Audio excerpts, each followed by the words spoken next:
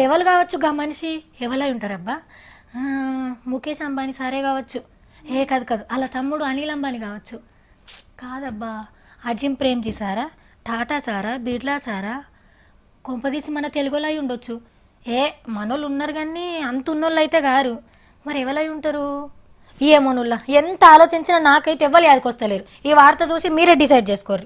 దేశ సంపద అంతా ఒకటిక్కే పోగైంది అని అనేందుకు గీ వార్త కూడా సాక్ష్యం.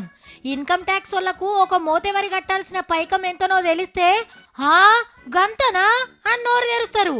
21,870 కోట్లు. ఒక్కడంటే ఒక్కడే కట్టాల్సిన ట్యాక్స్ ఇది.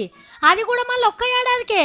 ఇంకా వివరంగా చెప్పాలంటే గా పైకంతోని తెలంగాణలో 35 లక్షల మంది రైతుల బ్యాంకు లోన్లు 17,000 కోట్లు ఒక్కపారే గట్టంగా ఇంకో 4,000 కోట్లు మిగులుతాయి. గంత పైకం. మరి ట్యాక్సే గంత కడుతుండంటే ఇక సావుకారు ఆమ్దాని ఎంత ఉంటుందో అమ్మో, గా లెక్క మన దిమాక్లకు కూడా అందది.